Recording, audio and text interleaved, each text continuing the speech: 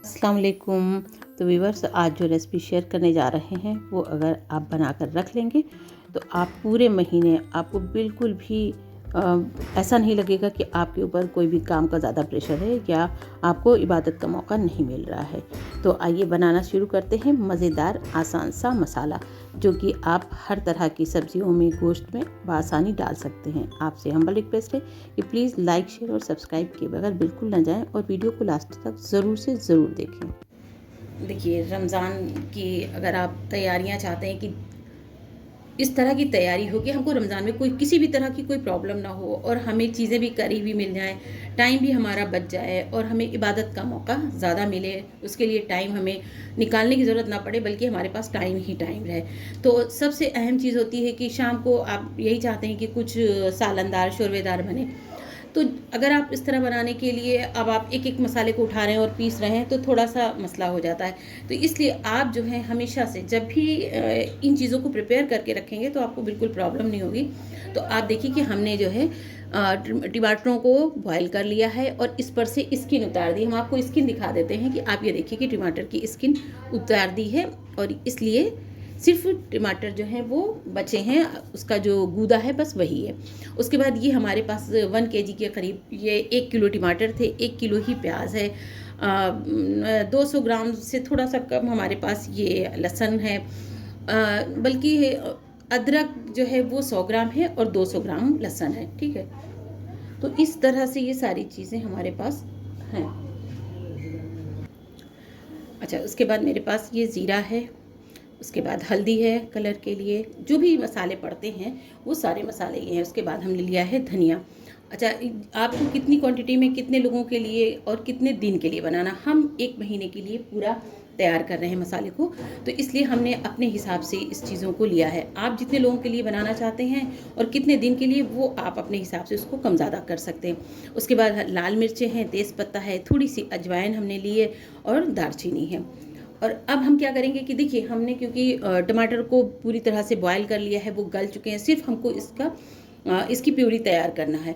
अच्छा, प्याज क्योंकि कच्ची है, अगर आप कच्ची प्याज को पीस के और मसाला भूनते हैं तो अक्सर मसाला ख़राब हो जाता है। तो जब भी प्याज आप लंबे टाइम के लिए रखने के लिए अगर सोचें तो आप प्याज को हमेशा फ्राई करके ही पीसें। तो हम सबसे पहले मसालों को भून लेंगे, रोस्ट कर लेंगे, उसके बाद प्याज को फ्राई कर लेंगे, फिर हम आप एक एक चीज़ दिखाते जाएंगे। देखिए, हमने ऑयल को पहले ही गर्म होने के लिए रख दिया था जिससे कि हम प्याज को अच्छी तरह से फ्राई कर सकें। तो हम इसमें प्याज को डाल देते हैं और ये प्याज हमारी फ्राई हो जाएगी। बहुत आराम से, बहुत धीरे धीरे डालें, क्योंकि जैसे ही डालते हैं तो एकदम से इसका फेना जो है वो ऊपर आने लगता है। कि आप इस बहुत आराम से प्याज को इसमें डालें और लो फ्लेम पर बिल्कुल इसको फ्राई ना करें, कोशिश करें कि हाई फ्लेम पर ही इसको फ्राई करें। इससे ये होगा कि प्याज जो है अगर लो फ्लेम पर आप करेंगे ना तो बिल्कुल डल सी हो जाएगी। तेल जो है ठंडा हो जाएगा और वो तेल जब ठंडा हो जाता है तो उसके बाद वो प्याज में तेल बहुत ज़्यादा जज्ब हो जाता है और पूरी तरह से वो फ्राई नहीं हो पाती। देखिए, हमने एक तरफ पैन चढ़ाया और उसमें हम डाल देते हैं ये धनिया। जितने भी मसाले हैं आप इनको भून के डालेंगे तो आपको बिल्कुल भी प्रॉब्लम नहीं होगी, लेकिन ये ख्याल ज़रूर रखें कि अगर बिना भुने आप डालेंगे और सारे ये देखिए तेज़पत्ता और ये सारी चीज़ों को भी हम इसी के साथ डाल देते हैं। अगर भून के आप डालेंगे तो आपको खुद एहसास होगा कि ये सारी चीज़ें भूनने से बड़ी आसानी रहती है, चीज़ें ख़राब नहीं होती। और इसके बाद हम इसमें ज़ीरा ऐड करते हैं। इन सारी चीज़ों को आप खूब अच्छी तरह से भून लें कि बिल्कुल ये ड्राई रोस्ट बहुत अच्छी तरह हो जाए कि इनकी जो भी मॉइस्चर था वो सब ख़त्म हो जाए। एक बार आप बना के रख लेंगे, पूरे महीने आपको बिल्कुल टेंशन नहीं होगा। अगर वो तो तेज़पत्ते को थोड़ा थोड़ा ऐसे तोड़ दीजिए, क्योंकि ये कढ़ाई से बाहर जाए इससे बेहतर है कि ये, और बहुत जल्दी ये मसाले तैयार हो जाते हैं, बिल्कुल भी इनमें टाइम नहीं लगता, इसलिए आप इसको इसी तरह से रोस्ट करें। आप देखिए कि हमारे मसाले जो हैं वो ड्राई रोस्ट हो गए। हमने फ्लेम को बंद कर दिया है।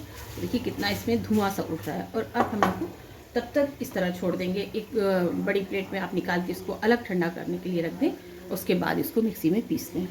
आप देखिए कि हमारे सारे मसाले तैयार हो गए। प्याज हमारी जो है वो फ्राई हो चुकी है और उसके बाद हमने उसको पीस के रख लिया, क्योंकि हम डाल देते हैं इसमें लहसुन। लहसुन को आप डाल के थोड़ा सा करके भून लीजिए कि लहसुन का कच्चापन बिल्कुल भी ना रह जाए। जितना अच्छा रहेगा आपके मसाले भुने होंगे, उतना ही ज़्यादा आपको इसको स्टोर करने में आसानी रहेगी कि ये बिल्कुल ख़राब है। और उसके बाद आप इसमें डाल दीजिए अदरक।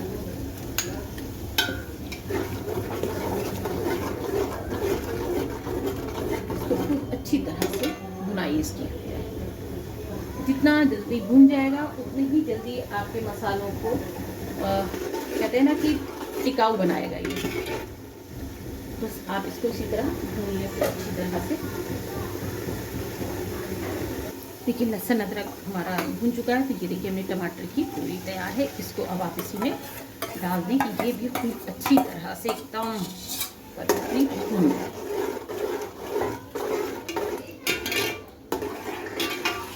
और एकदम रेशमी सा सिल्की सा ये मसाला हमारा तैयार होगा। अब इसको तब तक भूनने दें जब तक एकदम टमाटर का जो पानी है वो पूरी तरह से ख़त्म ना हो जाए। देखिए हाँ, आप देख रहे हैं कि टमाटर जो है बहुत अच्छी तरह से हमारा आप ये देखिए कि बहुत कुछ इसका पानी बिल्कुल जल चुका है, यानी कि अब इसमें पानी नहीं है और थोड़ा बहुत पानी होगा।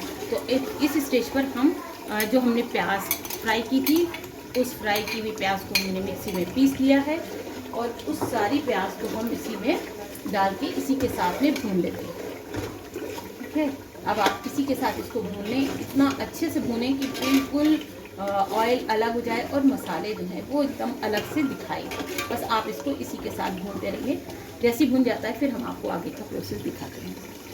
देखिए ये सारे मसाले अच्छी तरह से भून चुके हैं। तो अब हम इसमें डाल देते हैं हल्दी, क्योंकि हल्दी जो थी वो इतनी बारीक है कि उसको ज़्यादा देर अगर आप भूनेंगे तो फिर वो जलने लगती है। इसलिए हल्दी को आप जब मसाला आपको लगे कि भून गया तभी आप डालें।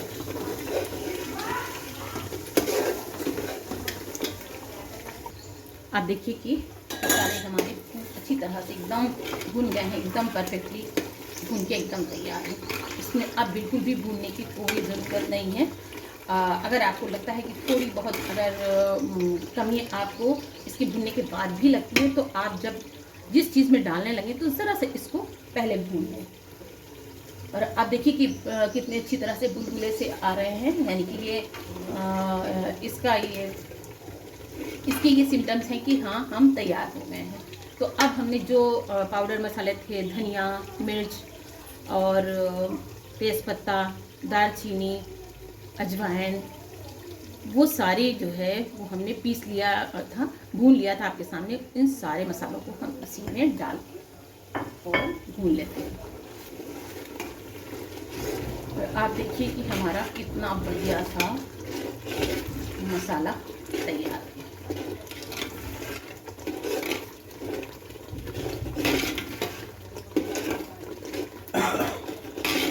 बस इसको आप 1-2 राउंड बस चलाएं और उसके बाद ये मसाला आपका एकदम रेडी है। आप किसी भी चीज़ में डालें इसको, ये एकदम तैयार है। अच्छा, आपने देखा होगा कि हमने इसमें नमक नहीं डाला है। नमक इसलिए नहीं डाला क्योंकि जब आप जिस चीज़ में आपको डालना हो तो आपको पता है कि वो कितनी क्वांटिटी में है और कितना हमें डालना चाहिए। इसलिए जब आप इसको डालने लगें तो नमक उसकी ही अकॉर्डिंग डालें। पर बस हमारा मसाला एकदम परफेक्टली तैयार है और अब हम इसको करते हैं डिश आउट। तो आपने देखा कि हमारा ये कितना बढ़िया, कितना मज़ेदार सा, और किसी भी चीज़ को अब इसमें डालने की बिल्कुल ज़रूरत नहीं है। हाँ, जिन लोगों को कश्मीरी लाल मिर्च पसंद है और वो डालना चाहते हैं तो वो इसमें ऐड कर सकते हैं। और नमक, 2 चीज़ें ऐसी हैं जो आप बाद में इसमें ऐड कर सकते हैं। आपने इसको बना के रख लिया है, आपको जैसे जैसे जिस भी चीज़ में डालना है आप इसमें से निकालेंगे और डाल देंगे। ना आपको मसाला भूनने का टेंशन होगा और ना ही आपको लगेगा कि अब हमारा टाइम वेस्ट हो रहा है, अब हम प्याज छीलें तो अदरक छीलें। मतलब इस तरह की बहुत सारी चीज़ें होती हैं जो रमज़ान में ऐसा लगता है कि ये टाइम को ख़राब कर रही हैं।